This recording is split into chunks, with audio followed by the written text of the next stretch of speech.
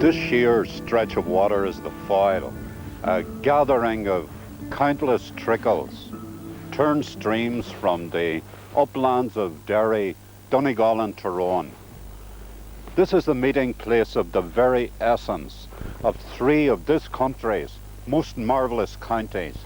All those thousands of tiny trickles from Mountain Tarn and Sheskin and Spring run as burns and feed in streams to become the rivers Mourne and Finn and Dennet and Fahan and Roe and many others, all very fine waters in their own right, but still tributaries of this magnificent Foyle. 30 miles of majestic river and loch as far as the Atlantic Ocean, and controlled by the tide.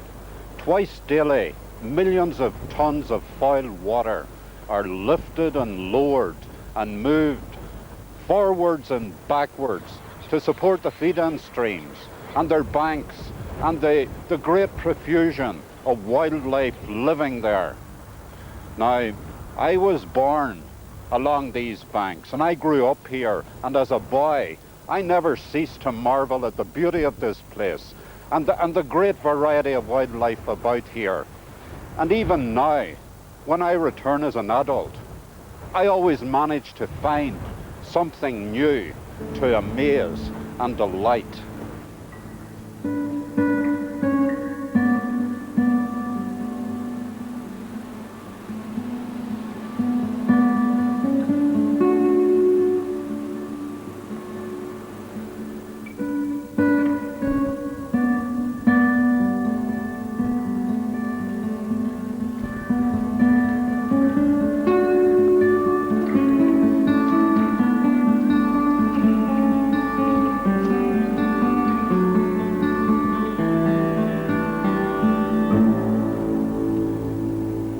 Herbie, this place is called Port Hall.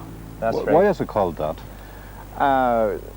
Way back in the 18th century, this was the highest point on the river that the boats could get. They couldn't make it to Strabane or Lifford, so they could get here, and just on the river here there was a pool.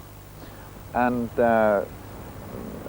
Vaughan, a very rich Buncrana businessman, was into shipping at that time, and he wanted first of all to start warehouses. So he just came here and built the house and outbuildings for warehouses and named it Port Hall, the hall of the port, and he wanted to start the port here. Do you see this stretch of water between this bank and the main island? This is the main run of water of the Foyle. That's right. And that other stretch of water over there would be what local people would call the backwater. That's right. That's not as deep. It would be all sand and gravel. Now that used to be a good place for the old lighters to come up.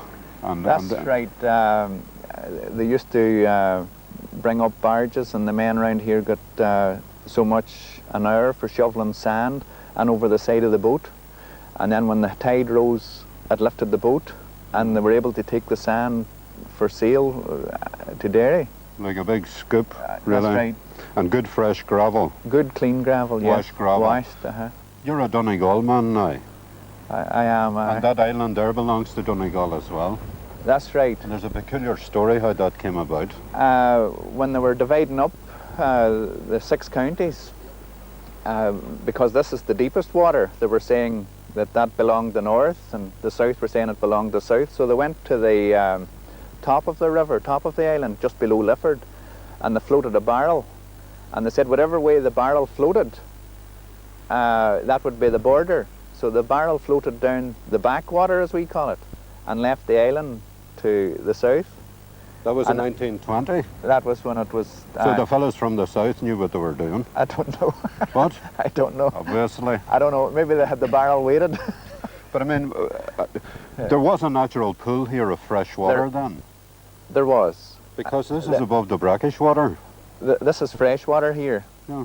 Although it's tidal, and it does rise maybe 9 feet on an ordinary tide, we still have fresh water, which is vital to farming. Like salt water would kill grass, and if salt was in the soil, it would stop wheat growing and things like that. So Port Hall really it's just a couple of miles into the beginning of the Foyle, from where the Finn and the Mourne join together to make the Foyle. That's right. That would be the start of the Foyle, and that's just on the north side of Lifford, and the island starts there and runs about 3 miles. We're actually 3 miles from the tributaries. Now the island you're talking about is this stretch of ground just in front of me here. That's right. It's amazing to think that there's an island in the right. upper reaches of the River Foyle, and such a big island. Well, here it's a narrow part. It gives us rough grazing. We can't get onto it with machinery. And spring tides, it's covered with water completely. Well, what do you do then? Well, the animals are used to it. We would get them off if we had a lot of rain 3 days before a spring tide, which would really give us a lot of water. But the animals, the cows especially, are good swimmers, and they're territorial. They would come home.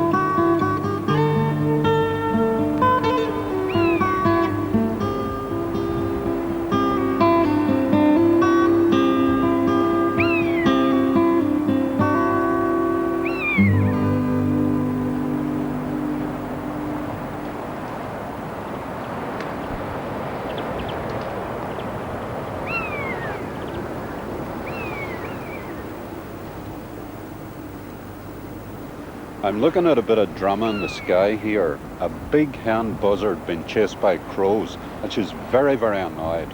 She's mewling her head off. All she wants to do is to make her nest about 70 feet up one of those trees over there, but the crows won't let her. Crows love to chase predatory birds, and the buzzard, it's like a small eagle. The thing that gives it away is the big, broad, fingertip wings, and the relatively small head, and the wedge-shaped tail. Now, the presence of a buzzard in these parts is one of the signs of a good habitat, a good healthy habitat. Because about 10 years ago we didn't have buzzards in these parts. We found the buzzard up about northeast Antrim. Now they're across the whole of Ulster, across the whole of the north, breeding as far away as bloody Foreland. But even though they look like eagles and they might have a bad name, they're relatively harmless birds, because all they do is they'll eat worms and grubs and healthy dead things, cadavers recently dead, and rabbits and small mammals. They really don't do anything else very much harm. And all that hen bird wants to do is to make her nest about 70 feet up one of these trees over here. She'll make a big bulky nest, a big basin-shaped thing, about 3 feet wide and about a foot deep. And she'll line that with wood rush and with pieces of bark. And then the chicks are hatched about 5 weeks later, 3 at the very most. And about 7 weeks after hatching, they're going to be following their parents into the sky above these trees here. About mid-August or early autumn, we'll see them veering and rolling and diving and soaring, following their parents into the sky and making that marvelous mewling noise. The noise she's making now is purely out of agitation, being bothered by these crows. But she is a magnificent sight in flight.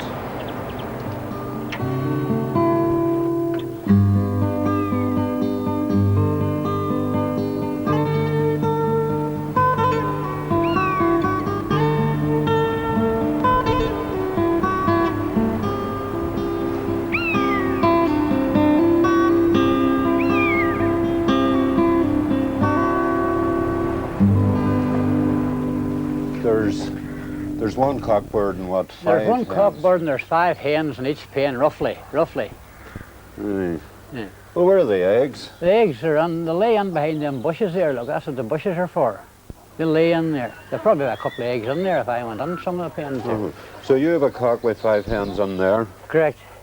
and you have a cock with 5 hens on here? Yes, that's right. Well, what's this? I mean, why do you split them up like that now, Paddy? Well, it's enough for a rooster to cover, for to have good incubation. You know, if you had any more, he wouldn't have good incubation. What do you mean good incubation? I mean, the birds wouldn't be, the eggs wouldn't be fertile enough. They had too many roosts. Is that right? Aye. So he can only cope with 5 Well, hens? I reckon he can cope with 10, but I don't believe in that. 5's enough for him. Well, do you see the birds on there now? If those 2 cockbirds got together, there'd be a bit of a row, Oh, wouldn't they'll have a battle there. Oh, they'll have a battle. Because they're quite angry things, Oh, pheasants too. they are. They like their own territory.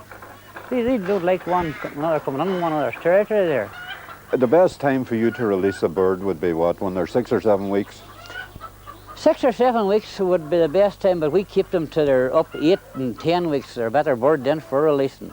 They're more efficient themselves, so they'll do better. 6 weeks they're a bit small, you know. When you rear them in meal and then put them out to the wild, you have to start all over again looking for. Of course. You know. That's one of the problems. That's one of the problems, you see. You know, and they're tame. They get very tame for a while. So they're out for about a fortnight or 3 weeks and they go back to the wild nature again. You've reared an awful lot of birds then. I have. And then you let them out to the wild. Let them out to the gun clubs. You're kind to them here, you feed them and you fatten them. Then you let them out there and you let people shoot them. Shoot them, that's right. That's the way it goes. How do you feel about that? Well, I don't feel... I mean, I shoot myself. I mean, I like a shot myself. I'd go for a day shooting myself, no problem. No affection at all between you and the pheasant? No, not really, no. I mean, we're breeding them and putting them out there, and we don't shoot them out altogether. We keep so many in the ground, you shoot so many. You're always bringing the bird there. Well, tell me this, is it possible now, in recent years, there are more pheasant about the countryside than there used to be? Oh, there is, because... Do you think maybe you had a wee thing to do with that? Oh, when I came here, you wouldn't have seen a pheasant. Might as well. There weren't a pheasant about here.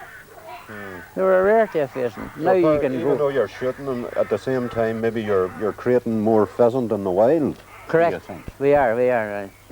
Now, do you see, apart from the fox, the magpie bothers you? The magpie is a bit of a... He is a bit of a crook, all right. There's no doubt about that. The magpie can... A sheep lamb there in the field and the lamb a bit long of getting up, he would have the eyes out it in 2 seconds. Would he? Aye.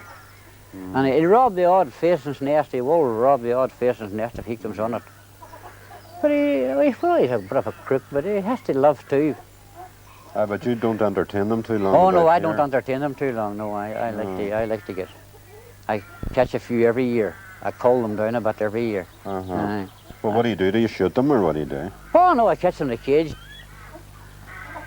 Is this the cage here? That's the cage there. There should be one on there, you see, on that side. There should be one what? There should be a live one on there. You keep him on there, keep him fed. Keep him well fed so he stays in there. A live magpie? Oh, a live magpie. There have to be a live one on it.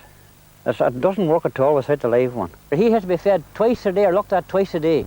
And he's watered, and he'll get an egg or two, and he'll get a bit of brown bread. Maybe he's clever enough coming in here at the beginning of the year. No, if he's the first one on, he will be the lucky one. He's a cute boy.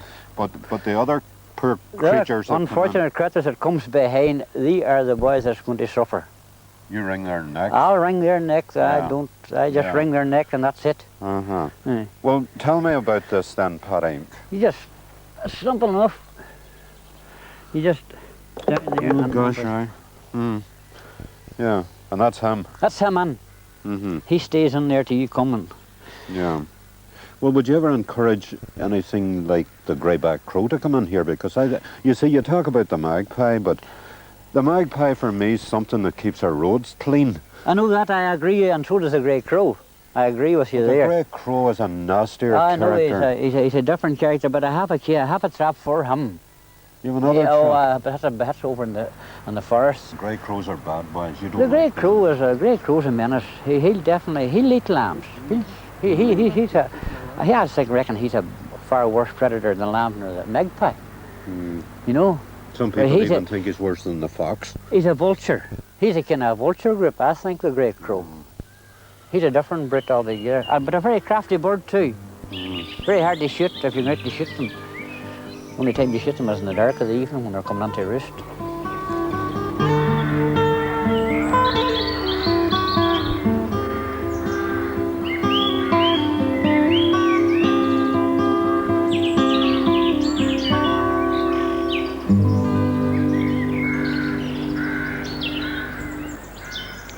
I'm standing in a field near the village of Carrigans, along the valley of the Foyle. It's a very big field. It's well tended, it's been recently ploughed. Recently ploughed except for one part. And that's just in the centre of the field here. Because it's springtime and because there's no foliage on that tree, or those trees, a body might think that that's a dead structure, but it's very much alive. Even though it was felled 30 years ago by the Hurricane Devenney, it's managed to hold on. It refused to lie down and die. In fact, we can see the broken roots on this side of the tree, but it's still clinging to the ground. And on the other side of the tree, it has layered itself. It's thrown out a branch, buried itself in the ground, and more tiny trees are growing from it there. As it lies, it's a kind of a tube, taking nutrition up from the ground and along its member, and from that, all these other trees are growing up. It's the most amazing thing.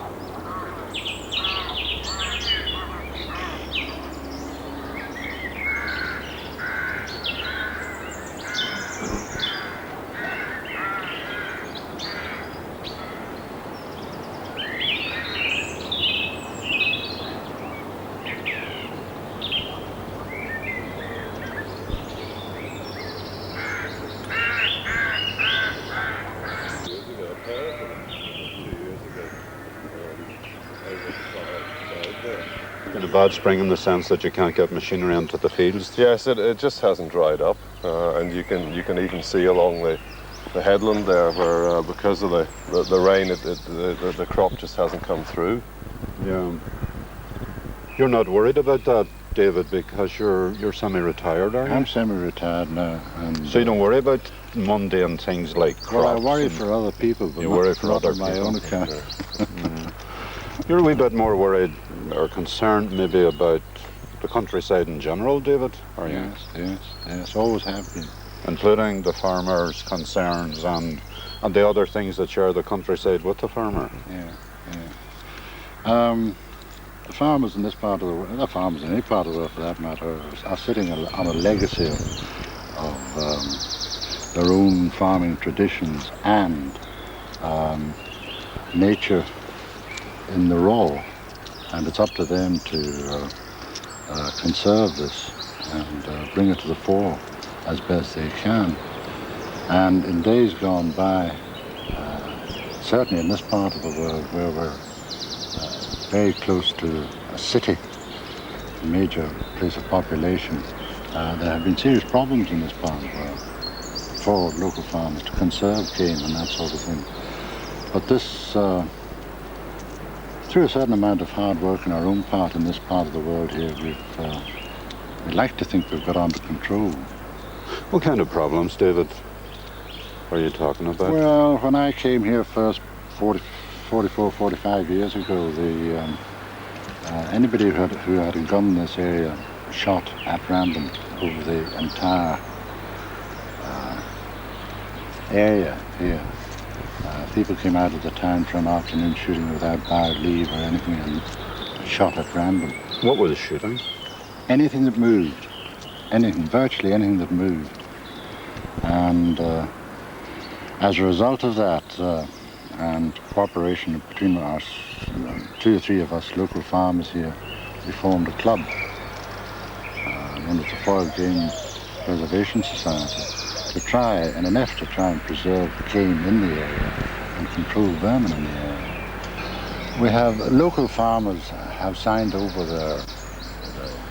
their land for the maintenance or preservation of game on their land to the club to the extent of approximately 3,000 acres. That's a terrific development, isn't it? We put notices up in the initial days all around that 3,000 acres, and we try and maintain those notices. Notices where people where they can be seen, easily seen. Yes. What's vermin? I would hasten to add that it is not to stop people coming into the countryside. Right. It was to try to stop poaching. It was to try to stop people that were coming into the countryside and creating damage. We have no wish whatsoever to stop anybody coming into the countryside. And I happily will welcome anyone who is prepared to treat the countryside with a bit of respect. The problem is those people who do not respect the countryside and who will walk over a field like this one behind us when it is particularly wet, maybe 4 or 5 of them with dogs, which obviously creates damage, or climbing over fences, pushing their way through hedges. That is the type of thing we're trying to stop.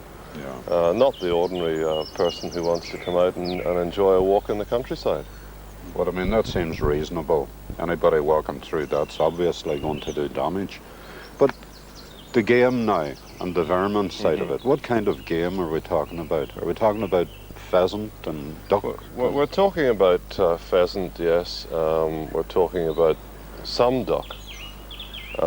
Would be the main types of game. As far as vermin are concerned, you were asking me, the main vermin there would be grey crows, ordinary crows, which cause an awful lot of damage to winter barley crops in particular, because they're the ones that ripen first. And in this field about 2 years ago, when we had winter barley in it, the crows must have damaged about 3 acres, particularly along here under the trees where the crop had started to go down. Now again, we're not looking to try to exterminate the crow, but obviously it has to be controlled. Their numbers have to be controlled, because otherwise they do create an enormous amount of damage. What about the pigeon, the wood pigeon? Pigeons do create damage, but from my point of view as a farmer, they don't create the amount of damage that crows do. Again, they have to be controlled to some extent. But I feel that every animal has its place in nature.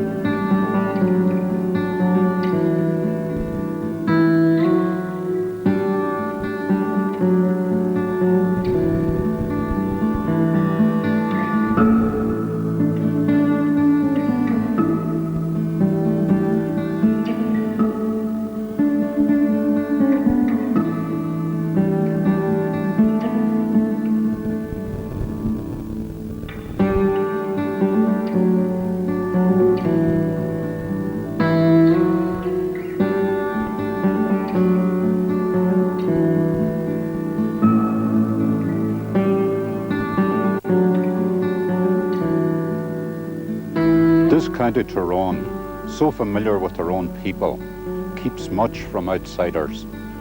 Despite this landscape of big skies and empty spaces, and evidence of the Ice Age, with drumlins and rocks and lakes easily seen, much remains hidden.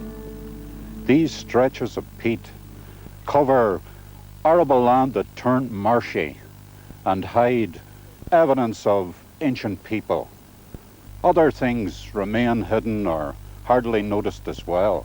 This road I'm standing on, beneath this tar, is a nesker, a long, narrow ridge of piled sand and gravel, here since glacier times.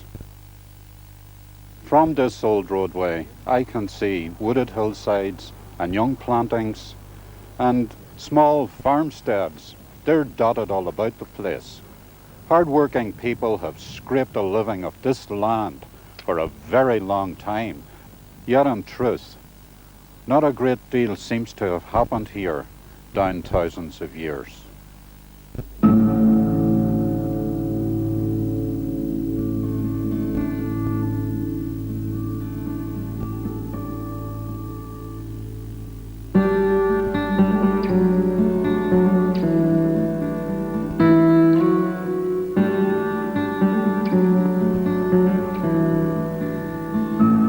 This place is called Cregan. That's right. The wider area here is Cregan, and this here would be Sulkin, which is part of the area. And the wider area would be, we were surrounded here by Kildress, Carrickmore, Greencastle, and Pomroy, which would be the neighbouring parishes. John, this is a very exposed place up here. It's almost a wilderness place. And stuck in the middle of it, we have this. It's a monument of some sort, is it? This is Cregan Conroe Chamber Grave, and it has been here for 5,000 years, and is a burial chamber of the people who lived in this area, and has been untouched for the last 5,000 years. In more recent times, we see evidence of the activities of people, but not a great deal has been done here since, for example, the people built the potato ridges the time of the famine. Right, during the famine, people would have went up into the hills and used whatever land they could get and dug the ridges. And there's still a lot of evidence of that in the area here. And the reason there's still evidence is because very little has been done to this land since then. Well, up the hills, the land would have been just left for grazing, and sheep and cattle would have grazed that land ever since, and it's untouched, and that's why these relics are still here. Do you know another thing caught my eye, John? Was the number of stone walls about the place as well. Some of those walls would have been very old, wouldn't they? Right, well, farmers would have used the stones from some of these timber graves here to build stone ditches and probably built stone houses. And this would have been just the farmers using whatever resources they had in the area. The timber graves would have been robbed to build the houses and the ditches. You can see a link from very long ago down through the activities of farmers. Well, certainly we would see that farmers are surviving on this land here and have survived many years ago, and it is only through their hard work and perseverance in poor quality land that has left the farmer to survive in Cregan.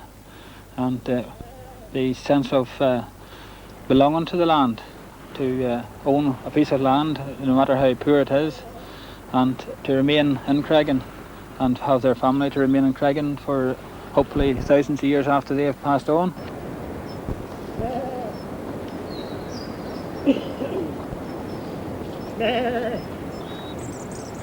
We sold off the mountain about 25 years ago. At that time it wasn't producing any grass much, and it was an undivided mountain. And a lot of the local farmers here wanted to get work on the forestry. So they did get work. I didn't seem to get time. I was more interested in the farm, like in taking land and Cornacre. There's 4 farms in it. Had a right of grazing in it. And it was peat covered the whole way. Not a hill farm, not a hill mountain, like, you know, there's more or less a flat bog area. But it would have been worth a lot of money now for several things, such as turf, and we miss the shooting rights and the grouse and all that too. There was one time when all farmers in the locality, you knew what they're doing every day of the year. They're all at the one time putting in potatoes, all at the one time sowing corn, and all at the one time making hay. But now it's completely different. You never know what you'll be at, or you hardly ever see anybody out in the fields now. It used to be a job that took the whole year to sort out. You had a job for the whole year. It was a very strict programme, and the whole farmers run in a rotation was oats, potatoes, grass seed, and back to grazing for a few years and then ploughed again. Now we can't afford to plough or put in much crop because there's too much labour involved in that. So that's the reason we're on livestock, sheep and cattle. Well, do the people about here now, they don't provide themselves with their own bread and their own corn and their own milk and things like that? You go to the supermarket now, do you? You go to the supermarket. But people are still farming. Oh aye, oh aye. Well, we'll be here, we'll try to hold on to the little places anyhow. And we'll make changes to suit our living. You've been here now 4 or 5 generations, Peggy, your family. Yes. What about your own family? Do you think they'll continue here?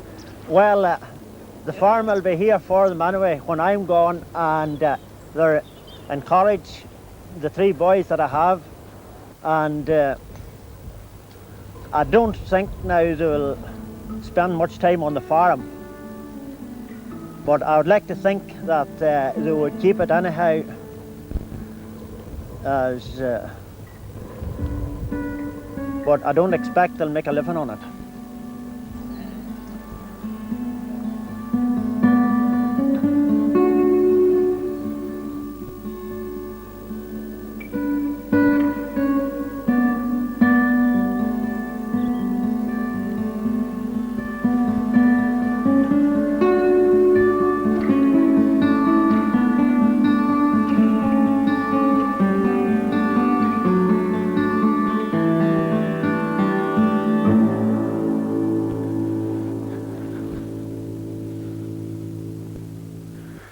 This piece of woodland floor here, it's like an oasis. We have mosses growing here, leaves of bilberry, some bracken, and they're able to grow here because light is coming down and striking this clearing. Every place else here, we have these dead needles of spruce trees. Now, lots of people would find these kinds of conifer plantings attractive. And the greyback crows, the hoodies, and the foxes, they tend to find them attractive as well because they can hide in places like this. These places are very, very dark. Even on a sunny day, you need a torch to go in and find your way through a planting like this. Whenever they're young, whenever the trees are growing up to maybe 5 years old, we would find that in order to protect the younger trees, the saplings, they have to be fenced off to keep sheep from doing them any harm. And because of that, the foliage around the roots of those young trees is allowed to grow wild. We have a small wilderness habitat there with bees and butterflies and birds and animals like rabbits attracted to that kind of area. The problem is when the trees get that wee bit taller and their branches start spreading sideways, once again they shut out the light. And that ground flora begins to disappear, and with the disappearance of the plants, the bees and the butterflies and other things have to disappear as well.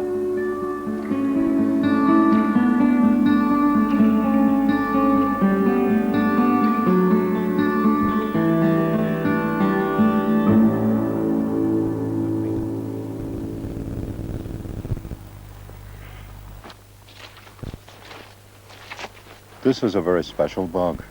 That's right. You see, Tyrone never ceases to amaze me because it keeps coming up with these very special things, and this is one of them. It's not only special in Ireland, it's special in the whole of Western Europe, I'm told. That's right. Well, the Dutch would find this as part of their lost heritage. They've destroyed their bogs for their horticultural production, and this to them is part of their heritage as much as it is the heritage of the people of Tyrone. Of course, yeah. Now, it's a raised bog, and that causes some people to wonder, what is a raised bog? We know that a blanket bog is that kind of thing that takes over places that have been vacated by things like trees, climbs up gentle slopes of hills or fills flattened areas and marshy ground. But the raised bog is something that maybe is 7,000-8,000 years old. Oh, it's yeah. here since the glaciers melted and filled the valleys and made them watery, isn't that right? That's right. I mean, the natural topography of this area, the natural landscape of this area, this is a bit of a bowl in the landscape, and the water from around about drains into this. So the vegetation over the centuries, over the thousands of years, has collected in this hollow and been preserved. It's an active bog. It's actually growing taller and taller, very slowly, but active and growing. So it forms this dome. Yeah, you see, and it is a dome, it is a great dome, and it's something like 194 hectares, is that right? That's right. I mean, the reason why this is so unique and so well preserved is because of its size. Over the centuries, there's a little bit of chipping in. Farmers have been draining the edges, cutting turf banks here and there, but they couldn't. This area has been preserved because of its expanse. It's the largest known one in Northern Ireland and one of the largest in Ireland as a whole. And underneath my feet here, it goes down some 30 feet. Oh yeah, at least that, in the deepest parts. I mean, on the edges there'll be a little bit of blanket bog creeping in because we are at a high altitude. So it's a little bit of combination of raised bog and blanket bog here in this one site. There are all kinds of sphagnums, aren't there? I mean, there are so many, and not that many you can tell apart. No. But we do get those lovely crimson ones that sit atop the hummocks. And then the snuff-coloured or the fawn-coloured ones below the reddish ones. That's right. And then the greenish ones and down in the pools. That's right, and around about the lichens growing there as well. And nice the lichens. Crimson colour. But the turf itself, or the peat itself, once upon a time was living sphagnum. Oh, that's right. Once it drops, it dies and drops down more than 12 inches. It's in this water-soaked area, which it's preservative really, and that's part of the beauty of these bogs. They are a preservative. And farmers have found ancient remains in these sort of bogs, fence posts dating back to Stone Age farmers in the area. There's pollen records going back on this site 7,000 years, so that dates this age really. And yet it's still living. That connection with 7,000 years ago. It's still an active bog, as active as it was perhaps 7,000 years ago.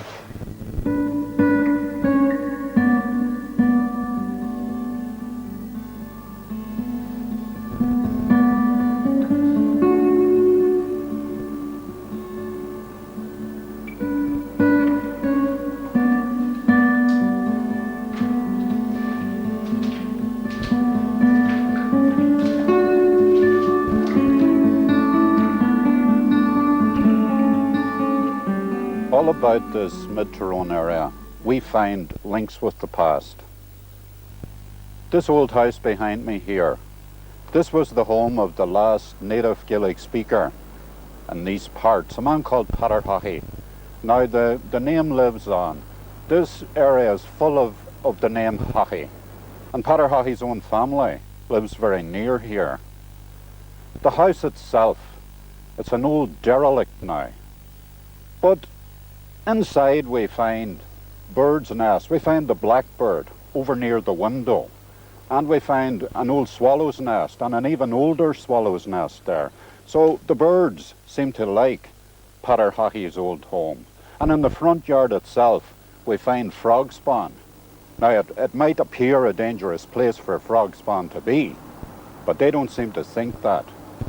And out here at the back we find maybe some hope for the future, or some link with the future, because we find young conifers growing. They're not very tall now, but in 25, maybe 30 years' time, they'll be very tall, and they'll hide Peter Haughey's old home from everybody's view.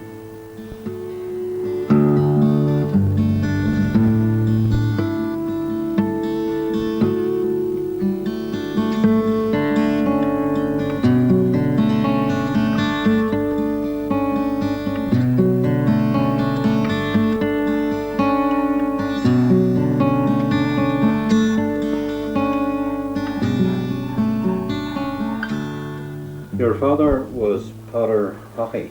Peter Hockey, Joseph. Peter Hockey, Potter Hockey. yes. Um, His father was Joseph. his father was. That's the way it just, you know, there were so very many Hockeys in Lower Craigan that they had to make a distinction. So he was He was called Peter Hockey, Joseph. Joseph. Potter Yes. Hockey. Joseph. Aye. I'm told your father was a very famous person about these parts. I'm told lots of people used to come to the door here to learn about the language and to learn other things as well. That's correct. They would. They would have a lot of visitors during my time at home. We'd look forward to the Sunday especially, with all the people that would come, maybe some of them unexpected, and others would be invited and they would be waiting for them. But we enjoyed it all. And my father enjoyed meeting people, and so did my mother. She enjoyed giving them the tea and making them all happy. And my house at home, I remember it being a little thatched cottage, 2 rooms. And it was thatched with rushes, and later thatched with straw. And it looked very nice, and I would whitewash the walls myself. And it was really like that? I would was get up it? on the ladder and whitewash the chimneys. So the house was really like that? The house was really like that, and I liked it so well, you know, because I used to decorate it up myself and paint around the windows and the doors. And then I drew this drawing that's out here in the living room from my imagination of what it used to look like. And what when it's about the gone. collecting side of you? You're a bit of a magpie as well, aren't you? The collecting, you mean, of the pots and pans? almost. Those all nearly came from my home in Craigan. I brought them down after my brother's death, and I have them all here and I cherish them. And I built them up out there just as they were when I was at home. Looking around the house here, Lizzie, you do a bit of art. You're interested in antiques. And I do, I love antiques, and I love having everything up to date and everything clean, and antiques of all sorts down in the room there. I love looking at them. I just enjoy them. And I'm told you do a bit of singing as well. A wee bit of singing, but I'm failed at the singing. I used to sing. I was a very good singer in my young days. But like with a wee bit of chest trouble and all that, my voice doesn't reach the high notes too well. So I wouldn't call myself a good singer now. I'm told you know the Craigan White Hare. We used to sing the Craigan White Hare. There's 16 verses in it. Well, go and give me a verse of the Craigan White Hare then, Lizzie. In the lowlands of Craigan there lives a white hare. She's as swift as the swallow that flies through the air. You may search this wide world, but there's none to compare. She's the pride of Lower Craigan, her bonny white hair. I'm looking at a hare here, but it's not a white hare. There's a hare here just beside a post about 20 yards from me. It's a native hare. And the Irish hare, it's a subspecies of the Arctic hare, but it seldom turns white anymore. Now, this character here is a very interesting animal. It keeps low and it keeps very quiet until disturbed. The long and the strong hind legs give this animal the power to run very fast, especially uphill. Across moorland, up hillside, along lowland or meadow, hares are matchless movers. Now, hares don't really do very much harm to anything. They eat grass, they eat lots of herbage, they eat one. Sometimes they'll eat young branches of trees. They have far too many enemies. Man and his gun, the stoat, the mink, the fox, the dog. Probably the worst enemy of all for the Irish hare is the way the uplands have been reclaimed for pasture. Because many mountain farmers tell me that you don't see as many hares as you used to, you know.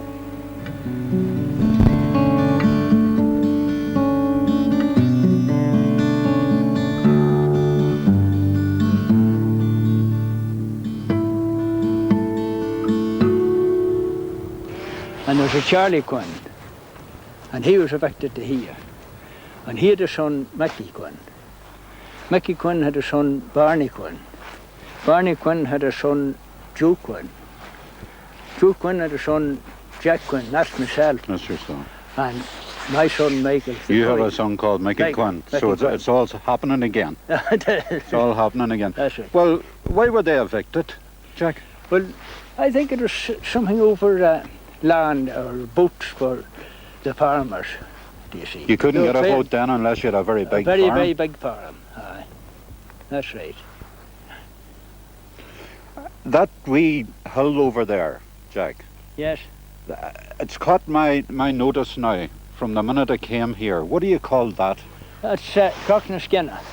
Crocknaskinna. Crocknaskinna, that would be the Irish name. That means the Hill of the Knives. I wonder why it was called that. Well, there's a battle supposed to be fought there, and that's back in Stone Age time. Maybe going back, maybe we'll say 4,000 years ago, or between 3 and 4. And there's a battle fought on it. There are lots of old things like this about this county Tyrone, aren't there? Oh, there is. There's a stone circle just up the road here, about half a mile back, That's more up- stone circle. Up at Bachmore. That's right. Yeah. Aye. I get the notion about this part of Tyrone that there's a great agelessness about it. And there's a great continuation between the farmers of a long, long time ago and the farmers of today. Well, round here at a time, all the farms, there'll be from maybe, that's going back generations, 2 to 3 turf on that ground all that you're looking at. And they had to cut the turf of that to get the land. That was two or three banks of turf. Yes, And they had to skim all that away. they had to skin them all away, acres and acres and acres of it. They had to make their ground. I'm told you're also a hunting man. Well, foxes. Do you not feel a bit sorry for the fox out after the fox, shooting the fox? Well, if you went out into that field today and you had a sheep lambed, and you seen that fox coming and murdering your lamb and taking your lamb away, you wouldn't have much sympathy for. But it's happening up here very often. So that's the reason that we have to go out and hunt the foxes, but to try to keep them down. I'm told those greyback crows are far worse than the foxes. They're just far worse than the foxes too. You've all them, the young lads round here in their clubs, and only for them going out and trying to keep them down a bit, I don't know what would happen. Do you see Michael now? Your son Michael, who's called after your great-grandfather. Yes. He had a much easier life than you had, Jack. Well, he would have it a lot easier than what I would have had it, for the no spade work or the same amount of work that we had to do at that time. But then he would be trying to tell you he's doing more. He's working harder. He's working harder.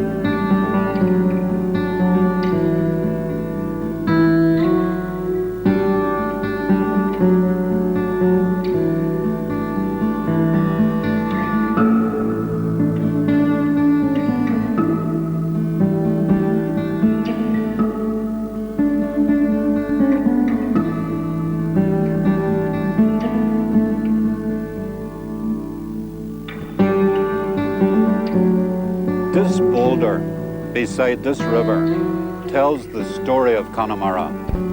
The river started as thaw water when glaciers melted about 12,000 years ago, and like all the other freed water, which made marshy, poorly drained ground and filled old river valleys, this river was directed by swells of gravel, guided by new hills or drumlins, formed maybe since 2 million years ago when glaciers moved across the countryside, steepened high slopes, smoothed out rocky irregularities, and pushed new swells of gravel into places where valleys used to be.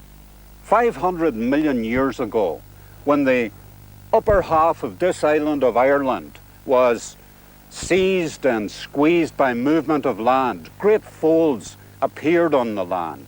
Red hot molten fluid rock or magma rose up with them from the centre of the earth to fill the folds was granite cores. Since then, with erosion, the granite cores stand exposed and pieces of them are scattered all across the countryside.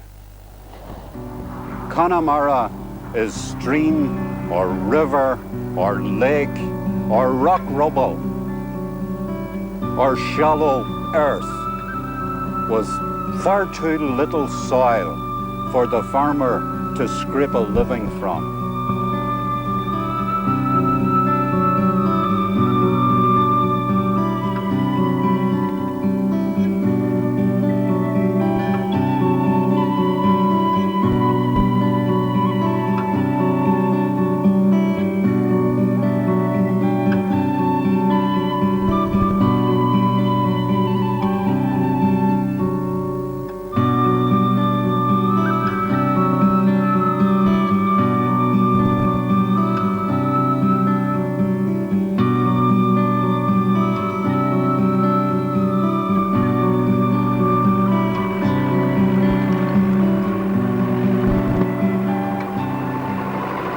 Now that's very hard work, surely.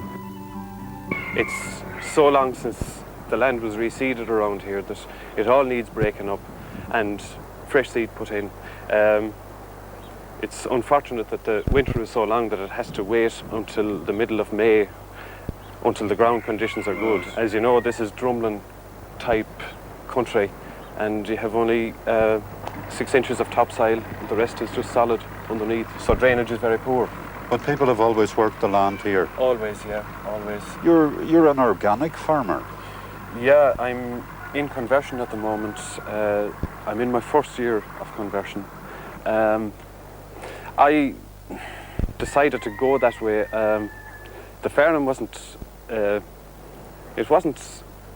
big enough to go commercial, I suppose, to go really commercial.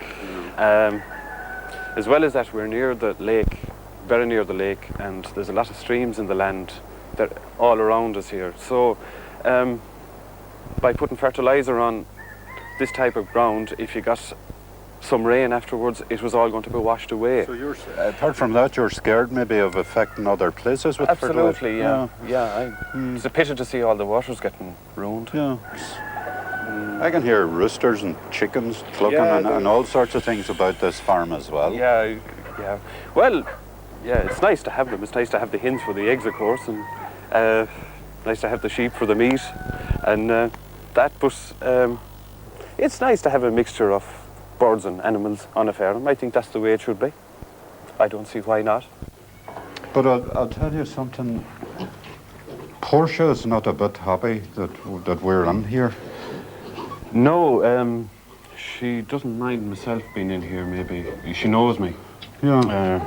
For the last while, but I suppose when strangers come along... I think she's a bit upset. She knows, yeah. How long is she going to feed her piglets for now? When is she going to let them snout around and get their own grub? Yeah, I'd say she'd do it at the moment if she could. But it's going to be another week or two, at least. I'm not going to bother them. I'm not going to take them away at the moment. I leave them as long as they want and let them wean off on their own. I think it's the best way, yeah. And present them with a bit of food now and again and wean them off gradually, but in their own time. Yes. In their own time. Kevin, this is Ophelia. That's right. Ophelia had 10 piglets? 10, yeah. I noticed in Portia's piglets that there's a wee bit of pink coming through, but these are all pink. Yeah, well, Ophelia was crossed with a large white, not as attractive as the others. Oh, I find those very attractive now. You like the black and white? I'd rather the black and white, and they're better for free range I see. For a free-range live. They're, the black ones would be hardier. They would be harder. Yeah, they'd be hardier. They'd be better for the weather, the sun. No, Ophelia doesn't seem as angry with me now as Portia did. No, maybe in a week's time she might be, but she's seems to be more content. I don't know why really, but she just seems happier. Maybe she's tired. Maybe. Something like that. Yeah, maybe. Very hot anyway. Very warm.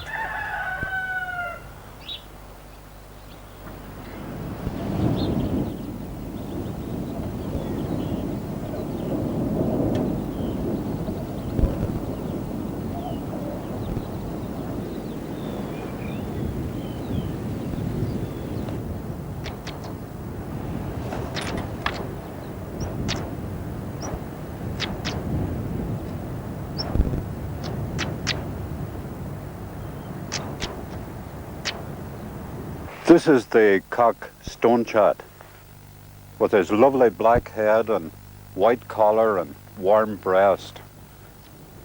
This is typical of the kind of place he perches, on the top of a bush or on a post or on a wire, a vantage point. He wants to entice his hen about the place and he wants to chase me. That's why he's making that chattering sound. That's why he's called the stonechat. He and her, they're going to build their nest down in the mossy place, in this bank. In the meanwhile, he's telling me to move on.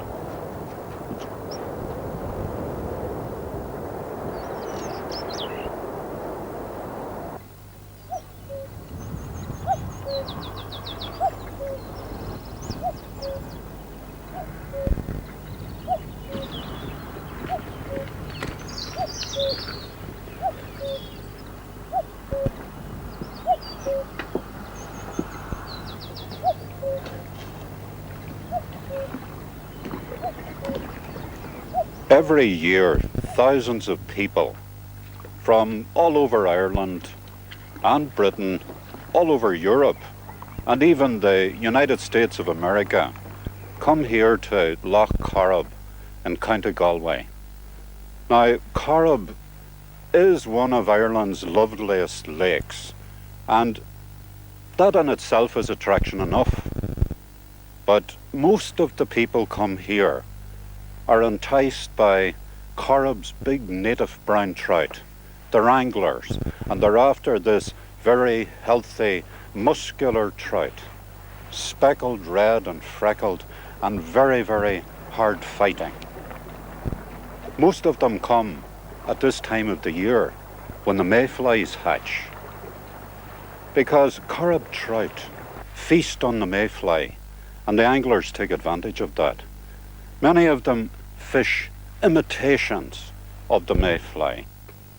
Now, these anglers use an ordinary 10-foot fly rod, and they sink the fly just under the waves, and that's called wet fly fishing. Other anglers use the natural insect, and they use a 14-foot rod to fish this insect. And they let the insect dance on the waves to entice the big trout. Now that insect is spent. That's the kind of insect that the big trout take. And to say it's spent means that it's just lived for about a day in the daylight, because only a few hours ago this very attractive insect was a very ugly looking thing down deep in the waters of Corrib. It was encased, it was in a shell, and it only had wee tiny pores in its back to breathe through. And then it came up to the surface after being in the water, certainly for more than a year. It came up to the surface, it came out of its shell. It came out of its shell in a matter of seconds, head first, and headed for the bank or for some rock where it sat to stretch and to dry its wings. And then it headed into the air, and in the air it mated, only to fall down again to come down onto the water's surface, to lay its eggs, and to die.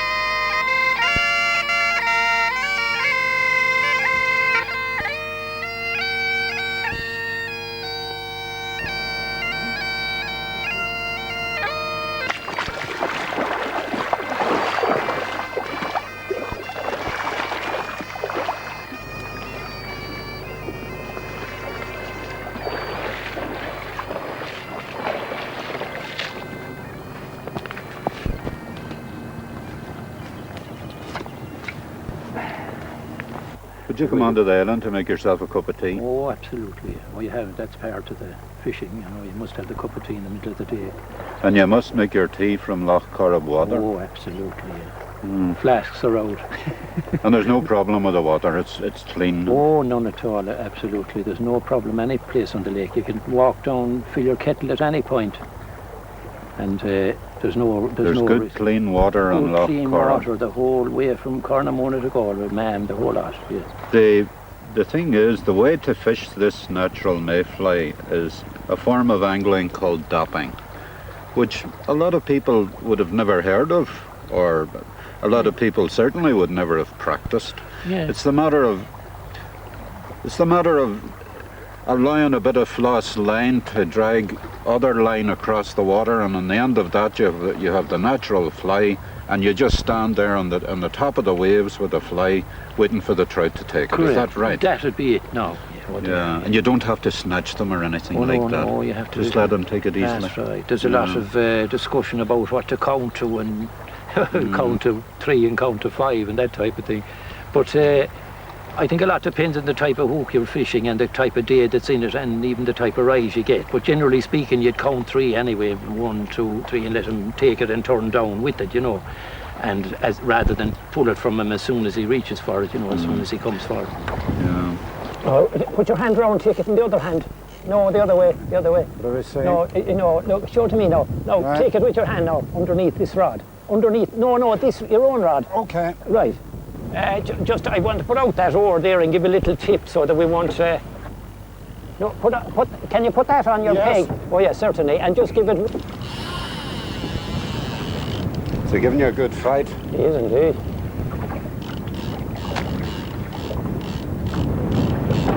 You want me to take that net?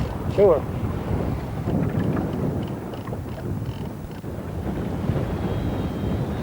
No. Good manners. Good for you.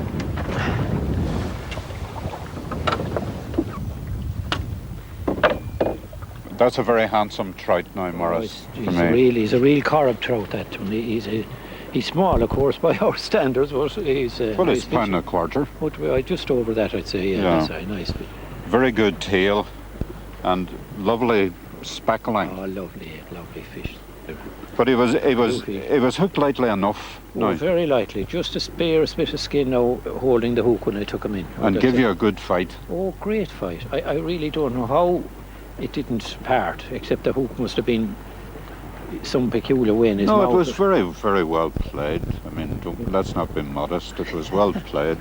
And your boatman handled the whole business very well. He did indeed. So, did a fine job on netting. Did a fine job on netting too. So.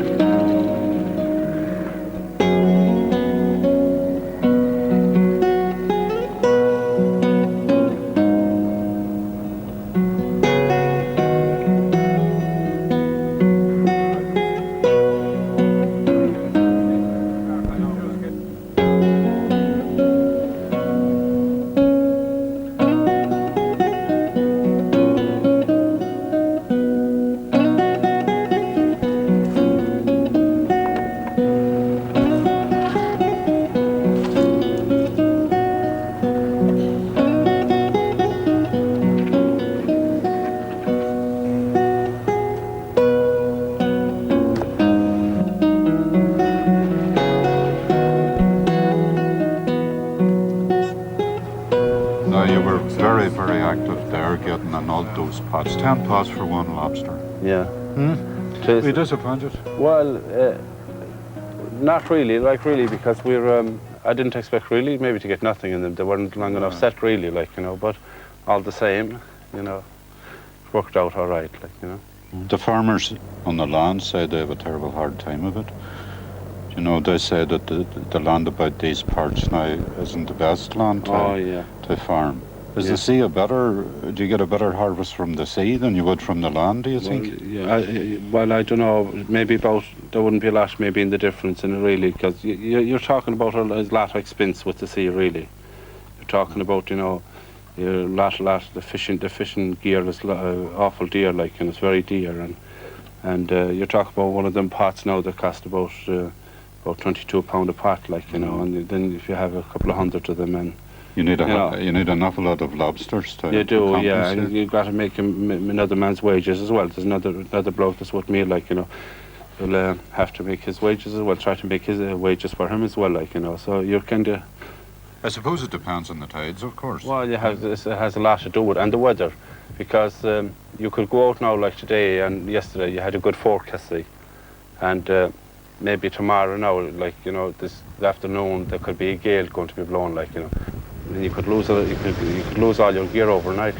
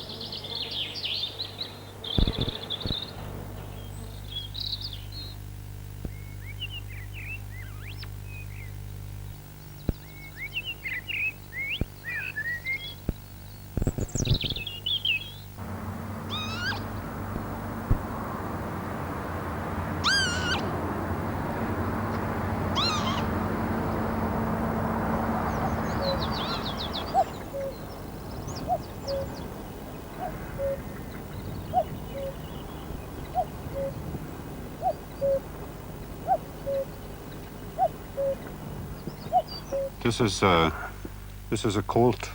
A yearling colt. And this is a Connemara pony. He's bred Connemara pony, pure bred. What's the difference between a Connemara pony and a Donegal pony? Well, you can get Connemara ponies in Donegal too. If they're bought in Connemara and brought up to Donegal, they're still classed as Connemara ponies. But what is it that distinguishes a Connemara pony from other ponies? Well, the colour is one thing. You won't get a mixed colour. You won't get a piebald colour now. Piebald is not a Connemara pony. The black and white and the red and white, or skewbald, whatever they call them. And the Connemara pony is either a dun, grey, or cream. Yes. Or black. You can get a nice black Connemara pony. Straightforward colours. Straightforward colours. No mixed colours. What were the ponies used for in the past? For carrying turf? What were you using for carting? Drawing turf home from the bog. And they used to work on the road with them. The county council just hired them on the road with carts. And they used them for riding ponies, tricking ponies. They do a lot of pony tricking, and they jump with them. Connemara pony is a good jumper, just properly trained. They're very tough. I'm told that there are ponies about Connemara that don't have any owners at all. They're wild ponies. I don't know about that now. I think somebody owns them. Do you think? I think so, yeah. Yeah. But they could be running loose on the hillside, all right. Yes. But I bet you when the time comes to let them unfold, they're collected up. There's somebody coming along and saying, that's my pony there. That's my pony, yeah.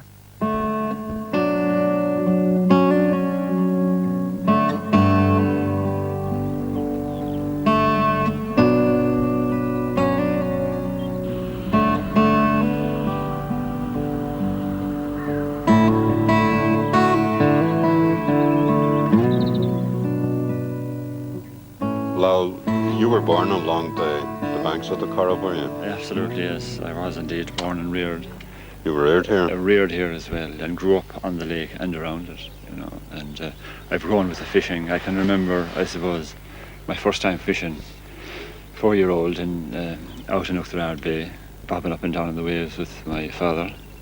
And that was my first introduction to the dapping. I suppose it just grew from there on. Maybe caught my first trout about the age of 9 or 10, I suppose. Can't exactly remember the time, but it was a magical experience, and I suppose I just enjoy doing it. I enjoy meeting fishermen, talking to anglers, talking about fishing. That's the most thing I do. The subject material's interesting.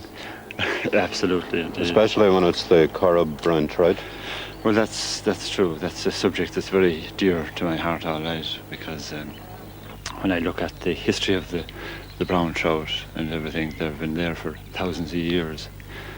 And I suppose in the last 100 years, you know, anglers have been coming, tourist anglers I mean, to come and fish, and it's been helpful to the local economy.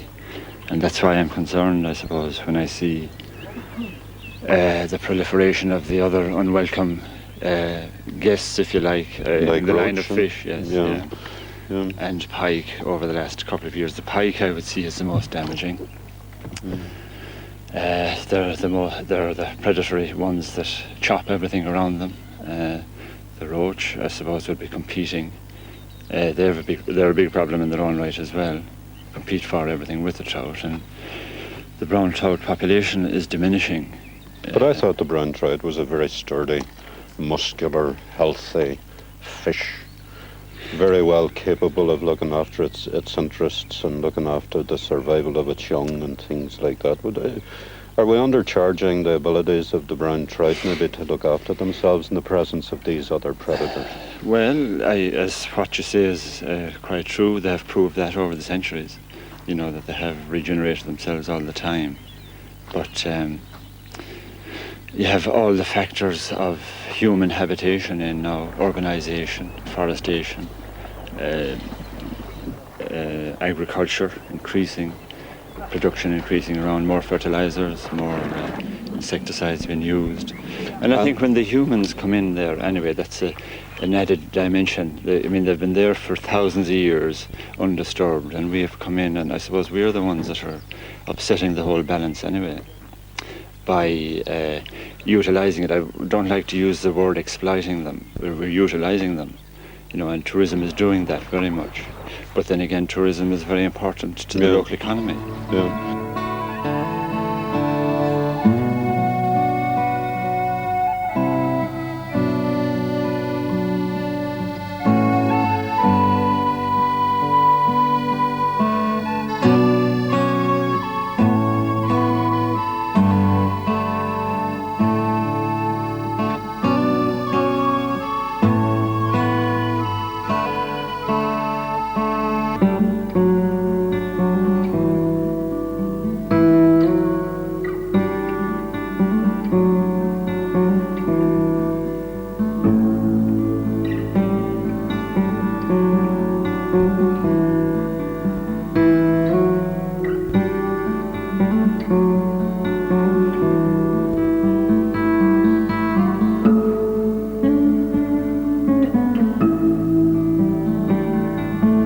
With a broad, clear entrance between the headlands of Fanad and Dunaff, and an exciting expanse of water, 3 miles wide and extending for 12 miles inwards, and shorelines of rugged cliff and cave and arch and sandy beaches, and mature woodland and meadow, all supporting a wealth of wildlife, and all protected by friendly hills.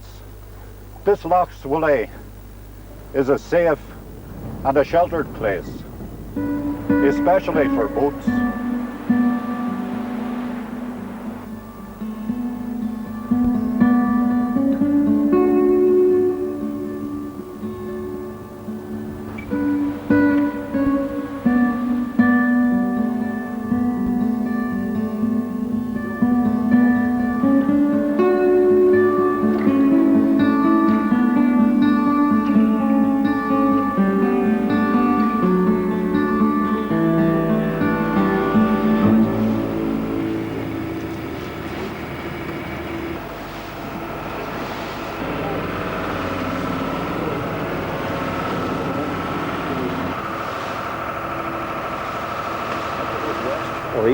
not so bad. You can always get a lee shore. Like today, we've a gale blowing here today, and yet we're on the west side of the Swilly, and it's fairly calm here, as you can see. So it's calm here because of the rocks beside us. That's right. On my port side here now, we've got some massive cliffs. You see it driving up and down the road. I've driven up and down that road many times. Up above the yeah. You couldn't imagine for 1 minute that the configurations and the rock forms, all the kinds of things, you couldn't imagine what's below that road. No, this is the way to travel. This is the way to see this, of course. The road is spectacular, but I mean, come out here on the water, look back in again, and this is the only way you can see the strata, the uplift of the rocks. Whenever you look at some of them, they look like almost as if they're wrought iron. When you look at others, they seem soft, and others very stern. And further up there a wee bit, whenever I looked at it, I could see all sorts of shapes of faces and heads and things. Right. Well, of course, when you've got the inclusion of quartz and amongst the granite here, you see the quartz all eaten away, and it leaves it in these lovely bands. It's terrific. Almost reminds me of lasagna, almost, where you see the bands of stuff. Whenever I look at these cages here, my stomach begins to churn like the fish in these cages. These are supposed to be Atlantic salmon. Now, for me, an Atlantic salmon is a tiny egg that starts up in a mountainy stream, up in fresh water, up in a ford, in a gravel bed, and is put there by parents that have come 3,000 miles across the Atlantic. And that egg tries to survive all the adverse conditions of that mountain stream. The predators, the eels, the big brown trout, all those sorts of things. And at the end of the day, we're lucky from a hen fish who would lay 5,000 eggs to get 2 fish returning to lay their own eggs. That tiny egg takes about 2 years to become a wee smolt, a wee silvery fish. Before that, it had lovely power marks along its side. That wee smolt, when it's 2 years old or so, it leaves the mountain stream, it tails back down to the estuary, back down to the sea, and away out across the Atlantic Ocean to grow big and to grow very strong. And then it decides to come back home to its parent river, and it comes back for one thing. It comes back to reproduce itself. The notion that salmon are meat, that leaves me dead cold. For me, it's the symbol of wisdom and strength and courage and wildness. I find it very, very strange to see such a marvelous wild animal turning about in a cage like this.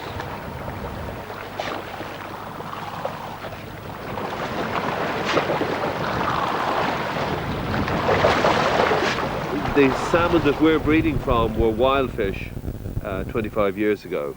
There are several generations on now with a scientifically based breeding program to bring out the best attributes in the fish. But that being said, they're still very close to the wild fish, and if they're let loose at the appropriate time when the smolts are going to sea, they will follow the same migratory pattern as any wild fish, and they will tend to come back to their place of origin. We're in the farming business. We don't let them out. We hold on to them.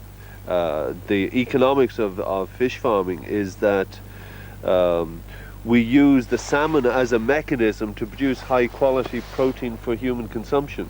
Everything we do is more efficient and more improved on what happens in the wild. We get a better survival in freshwater. We can get 90% survival of eggs to smolts, for example, whereas in nature you get 2 or 3%. Mm-hmm. We can produce smolts ready to go to sea in 1 year, whereas in nature there would be 2, 3, 4 years in freshwater. So we, by providing the best environment for the stocks, we can get a result that is better, faster than can be achieved in nature. Right. Fishing is wild hunting gathering. Fish farming is farming. I think it's a natural progression from one to the other. And of course, it's a new industry. Because we're doing things in places where, you know, the activities were not there before, it's obvious that it's going to be controversial. But because it's controversial, it doesn't necessarily mean that it's bad or negative.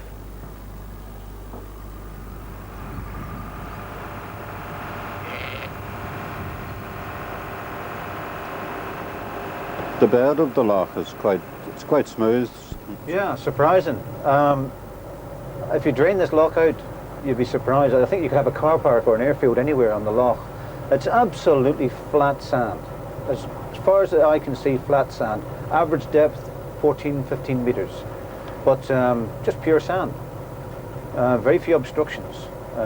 Just one or two, of course. The famous Swilly Rock, scene of the loss of the Saldanha, which consists of two rocks. The big Swilly Rock, Swilly Moor, and Swilly Beg. Well, at high tide, of course, it's about a metre below the surface, and it's very, very deceptive. It's about a quarter of an acre in size, about the size of a 4-storey block of flats, and sheer sides on it. There are times you can actually put the bow right up to the Swilly Rock and still be in 40 feet of water. Now, that coming at you all of a sudden, it can catch the unwary. But saying that, it's about the only danger on the whole loch.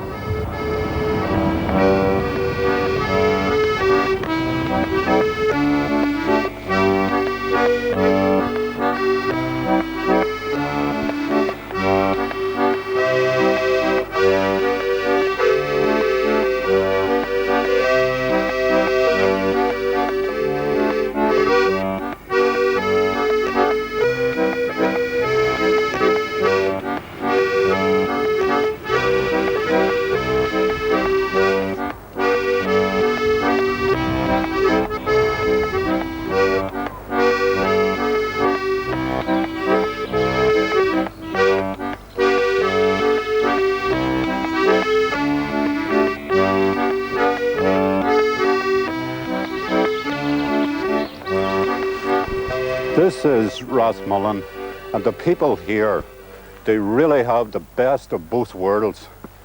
Just down here to the left of me, I have a lovely beach, and all about me, deciduous woodland. I could spend a month here, every minute of a month, walking through this place, because there are lots of mammals, lots of bird life, but most especially lots of plant life. Sea buckthorn, for example. Sea buckthorn is a very special plant. Generally, you would only find it down the east of the coast. Also blackthorn, plenty of bramble, speedwell, celandine. Another thing I noticed just up the path here was the wood anemone. They're out plentifully at the moment. This is troglodytes. It's a very big name for a very tiny bird, the wren.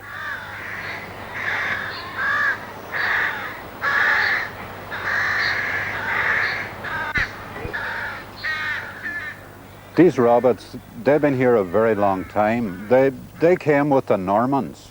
In fact, they came from France and they came from England in the 12th century. And they were brought here for food and for their skin and for hunting purposes, and they settled down very well here.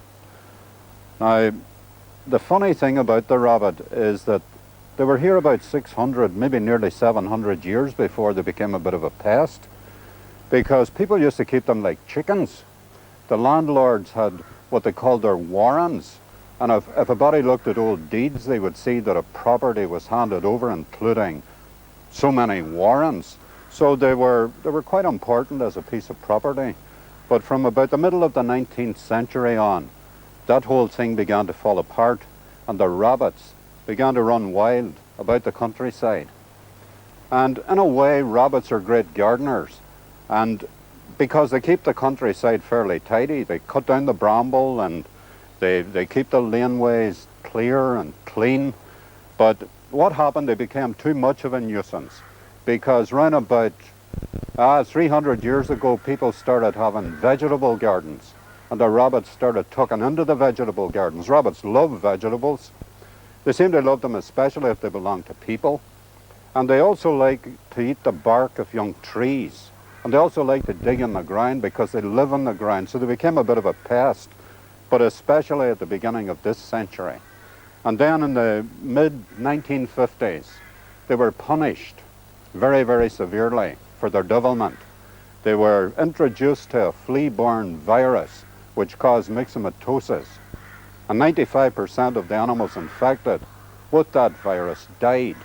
But some of them survived. Some of them became immune to the virus and remained fairly healthy. And because a doe rabbit could have anything up to maybe 50 young in a year, we still have the rabbits about here. They're beginning to pick up again, and from my point of view, people might disagree with me, but I think the country would be a poorer place without the rabbit.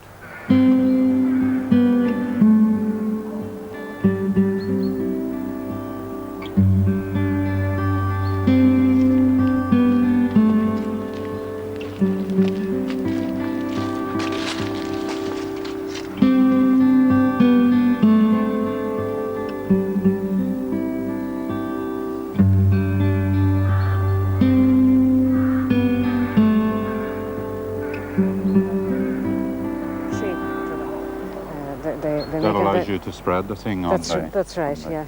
Now, and here's primroses. Now these are the primary flower just at the present moment, and during April the primroses. Well, that's a particularly nice setting there because you have that wee spurge or saxifrage in amongst it as well. Yeah, gorgeous colour, the sort of lime green. And then the navelwort. What other things about here would you find?